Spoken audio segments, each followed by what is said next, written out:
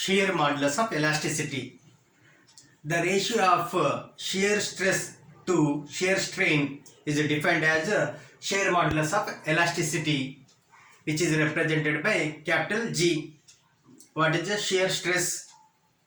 Let us take a cubical object KLMN PQRS. Let side of this cube is L. Here KLMN is bottom surface, PQRS is top surface. Here PQRS and KLMN are two opposite surfaces. On top surface I can apply force in two ways. One way is I can apply force tangentially. The other way is I can apply force normally. This is normal force, this is tangential force. In this situation I apply force tangentially. Let tangential force applied is F. Then restoring force is also developed, that is also F. Now because of this tangential force, the top surface will be displaced horizontally. Let the displacement is delta x. Now this point shifts towards right. S is displaced towards right. Now the new surface will be like this. Let this displacement is delta x. The restoring force acting per unit area is defined as a shear stress. Now what is shear strain? Shear strain, it is defined as the ratio of displacement of the opposite surface to the distance between the opposite faces or surfaces. Here displacement of the opposite surface is delta x and distance between these two opposite faces is L.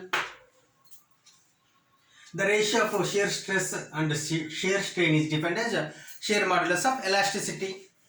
Therefore G is given by shear stress by shear strain, that is F by A divided by delta x by L, that is written as F by A delta x, and this small l goes to numerator. The units will be Newton per square meter. In terms of trigonometric ratio we can define in terms of tan theta. Let this angle is theta, then tan theta is equal to opposite by adjacent. What is opposite side?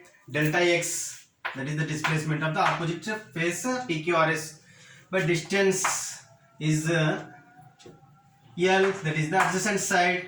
If angle is very small, tan theta is approximately equal to theta, so theta is written as delta x by L.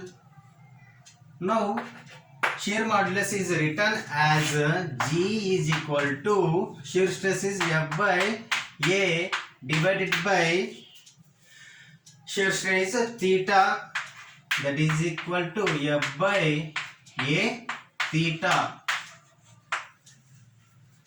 Units will be same, Newton per square meter. Now